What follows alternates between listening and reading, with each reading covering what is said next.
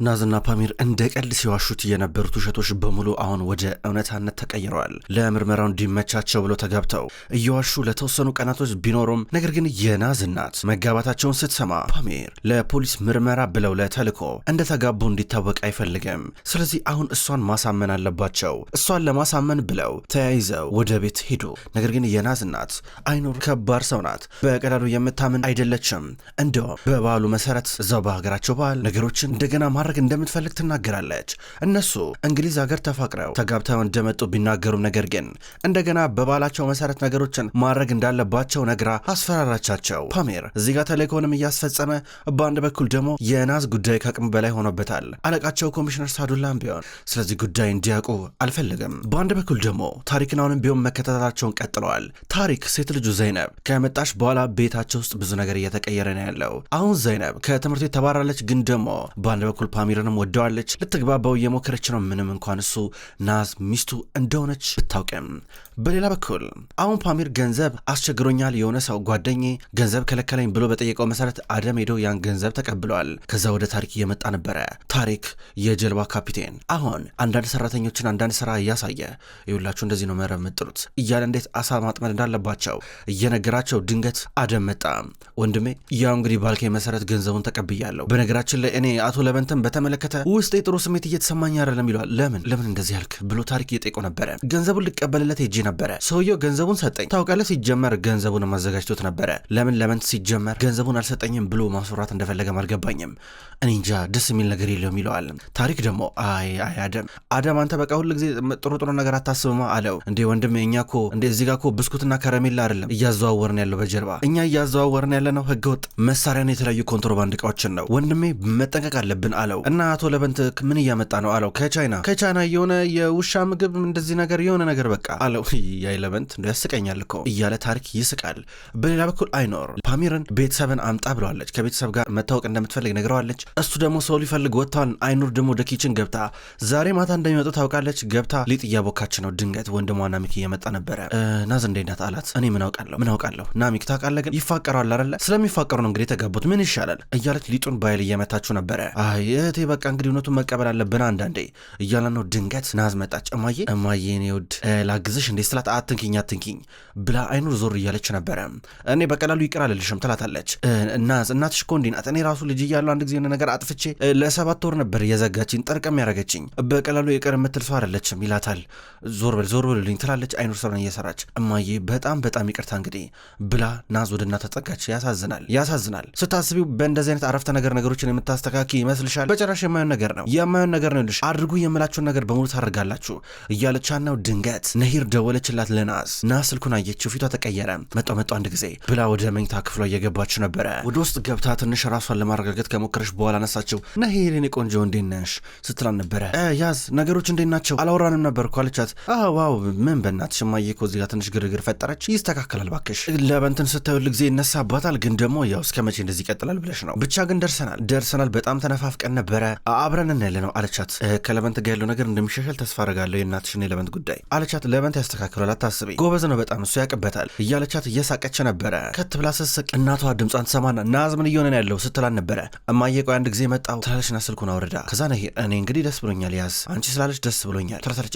ታሪክ እንዴት ነው ታዲያ ቤት ውስጥ እንዴት ናችሁ አለቻት። ደህና ነው ላለፉት 2 ቀናቶች በጣም ደስተኛ ሆኗል። እኔ ምን እንደሆነ አላቅም ብቻ የሆነ ነገር እንደደበቀኝ ግልጽ ነው። ደብቆኛል ነገር ግን ደርስበታለሁ ማወቂ አይቀርም እየተሰማኝ ያለው አለቻት። ትደርሽበታለሽ እኔ ትተማመንብሻለሁ በቃ እንግዲህ እንደዋወላለን እያለቻት ነበረ። ብዙ እንደሚያወሩ ተነጋግረው ስልኩ ተዘጋ። ከዛ በኋላ ናዝ በሩን ስትከፍተው እናቷ እየገባች ነበረ። ገባችና ከማን ጋር ነው የምታወሪው ናዝ? ከማን ጋር ነው እንደዚህ የምትሳሳቂው አለቻት። ከጓደኛዬ ጋር ነው እማዬ አለቻት። ምን አይነት ጓደኛ ቢኖርሽ ነው እንደዚህ የምትሳሳቂው? ምንም እየገባኝ እኮ አይደለም። እንደዛ ፊትሽ ቆዝመሽ አዝነሽ ከኪችን ወጥተሽ አሁን ደግሞ እንደዚህ በደስታ ስትፍለቀለቂ ነበረ። ማን ነው እንደዚህ በአንድ ጊዜ ደስተኛ ያደረገሽ ጓደኛሽ? እስኪ ንገሪኝ ስትራ ነበር። እማዬ እባክሽ እንደዚህ አትጨናነቂ እያለቻት ነው። በሌላ በኩል ዘይነብ እንግሊዝን እያለች እንዲከታተላት አንድ ሰው ተቀጥሮላን ነበረ። አሁን ያ ሰው ተይዟል። እሱን የያዘው ደግሞ ታሪክ ነው። እየደበደበው ነበረ። አንድ የቤት ስራኔ ነበረ እሱም ዘይነብ እንድትከታተል ነው አለው። እንዴት ዘይነብ ተደብቃ ኢስታንቡል ቱርክ ስትመጣ አልነገርከኝም ደርሰበት እያለው ከዛ እሱ ደግሞ ዘይነብ እንዳትነግራቸው ብላኝ ነው ብሎ ሲለማመጣው ታሪክ ደግሞ በያዘው ብረት መሳይ ዱላ እየመታው ነበረ። ከዛም በኋላ ድንገት አደም እየመጣ ነው። አደም መጥቶ ወንድም ይፈልጋለሁ ብሎት እየወጣ ነበረ። ነሂር ኪችን አካባቢና ተቀምጣ ድንገት ዘይነብ እየመጣች ነው። ልትወጣ ስትል ዘይነብ ቆይ አንዴ ትላታለች ዘይነብ። ፊቷ ላይ የእልና የብስጭት ነገር ይነበባል፣ ስሜት ይነበባል። ነገር ግን ወደ ነሂር ስትዞር ልካማ ጎኗን ማሳየት ስለማትፈልግ ፈገግ ብላ ነበር ያየቻት። የኔ ቆንጆ ነሂር እንዴት ነሽ ትላን ነበር። አለሁልሽ የኔ ውድ እንዴት ነው በዚህ ሰዓት ባክሽ ቤት ውስጥ መዟዟር ደስ ይላል ስትላን ነበር። አዎ ምን እንደው እኔ እኮ አንዳንዴ የቤት እኮ እስር ቤት እኮ የሆነ ይመስለኛል እኮ መቼስ መኝታ ክፍሌ ብቻ ተቀርቀሬ እንድቀረ አትፈልጉም አይደለ ስትላን ነበረ። ኧረ እንደዛ አልወጣኝም ትላታለች። አዎ የኔ ውድ እናት ብላ ዘይነብ ተናገረች። ነሂር ዘይነብ እንዴት እንደምጠላት ታውቃለች። ምንድነው ግን የምትፈልጊው? እስኪ ምንድነው የምትፈልጊው ንገረኝ እስኪ አለቻት። እኔ የምፈልገው ሰላም ነው፣ ሌላ ምን እፈልጋለሁ? ሰላም ስጡኝ ስትል ነበረ። የሌላ ሰው ሰላም እየነጠቅሽ ነው አንቺ ራስሽ ሰላም የምትፈልጊው አለቻት። ነሂር ውድ ያንጨቃጨቅ በቃ ብሄድ ይሻላል እያለቻት ነሂርም ትታት ወደ ሳሎን መጣች። ድንገት ታሪክን አገኘችው። ምን ነው ዛሬ በጊዜ መጣ አለችው። ምንም ዛሬ ነገሮች በቀላሉ ተላለቁና በጊዜ ወደ ቤት መጣሁ። ቤቴ መምጣት አልነበረብኝም እንዲህ አላት። ኧረ ነበረብህ፣ እንደውም ረፍት አርግ የምፈልገው ነገር አለ የሚጠጣ ነገር ላምጣልህ አለችው። ስትለው ነሂር እኔ ሰላም ነው የምፈልገው ምንም የሚበላ የሚጠጣም አልፈልግም አላት። ሰላም ነው የምትፈልገው ጥሩሽ ብለው እየሄደች ነበረ። ዘይነብም ቅድም እንደዛ ብላን ነበረ። ነሂር ትንሽ ስሜታ እየሆነች ጥላው ሄደች። እሱም ቢሆን ስሜታ እየሆነ ወደ ውጭ በረንዳ ላይ ይወጣል። ለመተንፈስ እየሞከረ ነው። ድንገት ፓሚር እየመጣ ነበር። ጠርተውት ነው የመጣው። ወደፊት እየመጣ አቶ ታሪክ ይለዋል። አቶ ለበንት እንኳን ደህና መጣ ሲሉ ነበረ። አቶ ታሪክ ችግር ያለ እንዲህ ብሎ ጠየቀው። ኧረ የለም ቢኖርም ባይኖርም ግን ወደ ውስጥ አየር መተንፈስ አለብን አይደለ? ወደ ውስጥ ማስገባት አለብን አየር ለክፉም ለደጉም እያለው ተቀመጡና ትንሽ አብረው እያወሩ አደም መጣ። በካኪ የተጠቀለለውን ገንዘብ ሰጠው። በእውነት አቶ ታሪክ አቶ አደም ከልብ አመሰግናለሁ እያለ ማመስገን ጀመረ። ኧረ ምንም ችግር የለም ታውቃለህ፣ በምንም ጉዳይ ቢሆን እኛ እናግዛለን ከጎንነን ይለዋል። ከፓሚር ጋር ትንሽ አወሩ። ፓሚር ልውጣ እያለ ነበረ። አደም ልሸኘ ይለዋል። ዘይነብ እዚህ ጋር በርጋ ፓሚርን ያገኘችው አቶ ለበንት ሰላም ብላው እያለፈች እሱም ሰላም ብሏት ብቻ ኮስተር ብሎ አለፈ። ከዛ ዘይነብ ወደፊት እየመጣች አባቷ ታሪክ እያያን ነበረ። ቁጭ ብሎ ተመለከታት። እሷን ፈገግ ብላ አየችው። አሁንም እንደተኮታተረ ነበረ። ዘይነብ ምንድነው ምን እያሰብሽ ነው ያለሽውን ነገር ልትናገሪ ነው አላት። አባዬ ብላ ፍልፍ ተቀመጠች። ምንድነው የምታስብ እስኪ አንቺ ልጅ ቆይ ምንድነው ሀሳብሽ አላት። አባዬ እኔ ውሳኔ መወሰን እንፈልገው ገባ ውሳኔ ደግሞ ወስኛለሁ አለችው። ምንድነው አሁን ማለቴ ወደ ውጭ መውጣት አትቺ፣ ከወጣሽም የኛ ሰዎች ደግሞ ይከታተሉሻል፣ በቀላሉ ነጻነት ይሰጡኛል ምናምን ብለሽ እንዳታስቢ፣ ማለቴ ድሮ ያረግሽውም ነገር ስላለ ማለት ነው። እንዳምንሽ ከፈለግሽ መታመን ነበረብሽ። አንቺ ግን ለመታመን የሚያስችል ምንም አይነት ነገር አልሰራሽም ዘይነብ እዚህ ጋር እያለ ነበር። አልተግባቡም። በሌላ በኩል ፓሚር ወደ ቤት መጣ። አሁን ናዝ የለችም። ወደ ቤት ሲመጣ ቤቱ ባዶ ጭር አለበት። ሳዱላ ደወለለትና ሁሉም ነገር እንዴት ነው ብሎ ጠየቀው። ሰላም ነው ይለዋል። ናዝ ሲለው ናዝ ወደ ቢሮ ሄዳለች፣ አቶ ታሪክ ዛሬ ቴራፒ ጋር እመጣለሁ ብሎ አልነበረ ብሎ ዋሸ። ከዛ ሳዱላ በጣም ጥሩ፣ እኔ ደግሞ ዛሬ ማታ ዝም ብዬ ያው እናቷን እጅል ጤቃት እያሰብኩ ነበረ ይላል ሳዱላ። ከዛ እዚህ ጋር ፓሚር እንዳትጠይቃት እንዳትሄድ እናቷ በጣም ደህና ናት፣ አሁን ኮሚሽነር ስልክ አውርቻን ነበረ ሁሉም ነገር ሰላም ነው ሲል ነበር። ኧረ መጠየቅ አለብኝ ይለዋል። ፓሚር ደግሞ ሳዱላ ሞት ወጀመረ እንዳይሄድ ከሄደ የሆን ነገር ያያል። በመካከላቸው ያለው የትዳር ጉዳይ ከስራ ውጭ ወጥቶ የምር እንደሆነ ሳዱላ ማወቅ ያለበትን ሁሉን ነገር ደብቆ ነው ፓሚር ማድረግ የፈለገው። ከዛ በኋላ በድንገት ታለትም መጣ። ታለትም ሲመጣ ኮሚሽነሩን ብዙ ወተውቶ አሳመነው። ባትሄድ ይሻላል አለው። ፓሚር ባንድ በኩል ዛሬ በማታ ቤተሰቦቹን ይዞ ወደ ናዝ ቤት እንደሚሄድ ይታወቃል። እሷን ሱፍ ልብሱን እየለበሰ ነው ያለው። ልብሱን ቀየረ። እሷን ብትሆን የሚያምረውን ቀሚሷን እያረገች ነው። ባንድ በኩል የናዝ እናት በብዙ ነገር እየተብሰለሰለች ነው። ልጇ አሁንም ባለትዳር እንደሆነችና ከዚህ በኋላ ልጅም ወልደ ደስተኛ እንደምትሆን አርጋ ነው የምታስበው። ከዛ የናዝን የልጅነት ካልሲዎች እያየች ነበር። እንባ ይተናነቃታል። የናዝን የልጅነት ፎቶዎች እየተመለከተች ልጇን ልትለያት እንደሆነ አይነት ስሜት ተሰማት። ድንገት ናዝ እየመጣች ነበረ። የኔ ልጅ እኔ ግን ብዙ ጫንሻለሁ አይደለ አንዳንዴ ከልክ በላይ አበዛዋለሁ አይደል እንደዛ ነው አስተላን ነበር። ኧረ እማዬ አይደለም እማዬ አንቺ ለእኔ ሁሉ ጊዜ መልካም ነበርሽ እንደዚህ አታስቢ ስትላን ነበረ። እናቷ እያለቀሰች ነው። እማዬ አታልቅሽ እያለቻን ነው። ታውቂያለሽ እኔ ታውቂያለሽ ለምትበይው ለምትጠጪው ለሁሉም ነገር ነው የሚያስጨንቀኝ። አሁን ደግሞ መጨረሻም ልለይሽ ነው። ታውቂያለሽ ምን ያህል እንደምጨነቅ። እንዴት ነው ግን ልጁን ታፈቅራለሽ? አቶ ለመንተን ትወጂዋለሽ? እሱ ያፈቅርሻል ይንከባከብሻል አለቻት። አዎ እማዬ እንፋቀራለን ይንከባከበኛል በጣም ጥሩ ሰው ነው መልካም ሰው ነው ትላታለች። እኔ እንጃ እኔ ግን ልቤ ፈርቷል እያለች ነበረ። የእናት ነገር ሆኖባት ነገሩን መቀበል አስፈራት።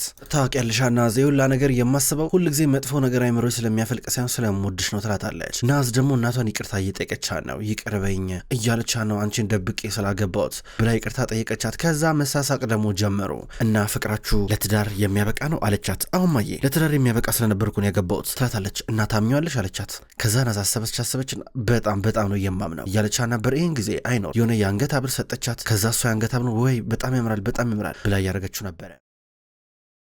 ፓሚርም ቢሆን አበባ ምናምን ነገር ገዛዝቶ ወደ ቤታቸው እየመጣ ነበረ። ዘይነብ ግን አታርፍም። ዘይነብ አሁንም ቢሆን ለበንትን የበለጠ ለማወቅ በጣም ትሞክራለች፣ ትጓጓለች። አሁን ስልክ ቁጥሩን ለማግኘት ብዙ እየሞከረች ነው። ስለዚህ በቀጥታ ወደ ኑማን ቢሮ እየገባች ነው። የቤቶቹን ኪራይ ምናምን ነገር የሚከታተለው ሰው ጋር ገብታ ኮምፒውተሩን ስትመለከት ኮምፒውተሩ ጠፍቷል። ከዛም በኋላ ጠረጴዛ ላይ የተቀመጠ አንዳንድ ወረቀት እያገላበጠች በመጨረሻም የለበንትን ስልክ ቁጥር አገኘችው። የፓሚርን ስልክ ስታገኘው ስልኳ ላይ መዘገበችው። ከዛ እየወጣችን ወዲያው ነበረ በድንገት ናሚክ እንዲሁም ኑማን የመጡት። ናሚክ በዚህ አጋጣሚ ማታ ፕሮግራም ስላለብኝ መጥቼ ስራዬን አልሰራም እያል ነበር። ታዲያ ስራ ማን ሊሰራ ይችላል? ባዶ ልትሆነው እንደ ግቢውን አለው። ፌርዲ ቀይረኛል፣ ችግር የለም ብሎ አሳመነው። ከዛ በዚህ ተማምነው ወጡ። አሁን ፓሚር አበባውን ገዝቶ እየመጣ እያለ በድንገት ዘይነብ ደወለችለት። ሄለው ለበንት እንዴት ነህ ስለው ነበረ። ከዛ እሱ ሄሎ አቤት ማን ልበል እያል ነበር። ዘይነብ ነኝ፣ እርግጠኛ ነኝ እንዳረበሽኩ አለችው። ኧረ በጭራሽ። እሺ ዘይነብ ስልኬን ኬን ያገኘሽው አላት። ከሆነ ቦታ ነው ያገኘሁት፣ የሆነ ጓደኛ አለን በመካከላችን የጋራ እንደዛ እንበለው እስኪ አለችው። እሺ እየሰማኝ ነው አላት። እየሰማ ነው ያው እንግዲህ ታውቃለህ እኔ እናንተ የመጀመሪያ የተገናኘን ቀን ብዙም አልተነጋገርንም ነበረ። የሆነ ነገር ልጠይቅ ፈልጌ ነበር ምለ እየሰማኝ ነው አይደል? ማለቴ በቃ ትንሽ ብናወራ ማለት ስልክ ላይ የሚወራ ነገር አይደለም። የተወሰነ ሰዓት ብትሰጠኝና ተገናኝተን ብናወራ በጣም ደስ ላይ ነበረ። ምን ታስባለህ አለችው። በጣም ይቅርታ አድርጊልኝ ዘይነብ፣ ነገር ግን አታሚኝም ዛሬ በጣም ቢዚ ነኝ፣ ዛሬ የምችል አይመስለኝም አላት። ችግር የለም ነገም ከነገ ወዲያም ማድረግ እንችላለን፣ አትጨናነቅ፣ እንደዋል አለችው። እሺ ብሎ ስልኩን ዘጋው። ግራ እየገባው በቀጥታ ወደ አንድ ሬስቶራንት ገባ። አይኑር የምትወደውን አይነት ኬክ ሊገዛ ሲል ነበረ። በድንገት ኦኑር ያገኘው በኋላ ቸኮሌት ልገዛ ነው። የሚገርም ነው ታውቃለህ፣ ይህን ቸኮሌት እኔ ለማፈቅራት ሴት እናት ልወስድላን ነበረ። አንድ መጣና መነተፈኛ በእናት እኔማ በጣም ነበር መወዳት፣ ልቤ ቀጠል ፍርስ እስኪል ነበር መወዳት። ግን በቃ እንደው ስለ ድሮ ማውራት ምን ይጠቅማል? እንደው ቁስሉ በጣም ያማል፣ በጣም ከባድ ነው። ግን እኛም የምትፈልገውን እንሰጣለን። መልካም ጊዜ ሆነ። ለእውነት ፍቅር በጣም ደስ የሚል ነገር ነው። እኔ እኮ አንዳንዴ ሰው እንዴት ያለ ፍቅር ሊኖር እንደሚችል ግራ ነው የሚገባኝ። ወንድሜ በዱሰድ በቃ እንመረቅላለን፣ ደንበኛ ትሆነናለህ እያሉ ነበረ። አብረው እየወጡ ናቸው። ታለት በሌላ በኩል ቺቺክ የምትባል የስራ ባልደረቡን ይዟት መጣ። አሁን ልክ እንደ ፓሚር ቤተሰብ ሆነ ነበር የመጡት። አንቺ ምን አይነት ልብስ ነው ለብሰሽ የመጣሽው? ጫማው ምንድነው? ልብሱ ምን አይነት ነው ሲለ ነበር። ምን ሆንክ እንደ ያምራል እኮ ስለው ነበረ። እንዴ እኔ እኮ ምንድነው ያልኩሽ? ፓሚር እዚህ ጋር ችግር ውስጥ ገብቷል። እንደ ቤተሰብ ሆነን መተን እናስመስላለን እንጂ ያልኩሽ ወደ አፍሪካ ተመልሰን ነበር ምናምን ነገር እናድናለን ነው እንዴ ያልኩሽ? ምን አይነት ልብስ ነው የለበሽው? ወይኔ አምላኬ ፓሚር ካየሽ ምን ይላል እያላ ነበር። ጉልበቷ ራስ የሚሆን ቀሚስ ለብሳ ነበረ። አንተ ሲጀምር የሚያምርና የማያምር ነገር ለይተህ እኮ አታውቅም፣ ዝም ብትል ነው የሚሻለው እያለችው ፓሚር መጣ። ቺቺክ ምር የለበሽው እያላ ነበረ። እስኪ ልብስ አትበሉኝ በቃ እንሂድ ዝም ብላችሁ ትላቸዋለች። ከዛ ትንሽ ተነጋገሩ።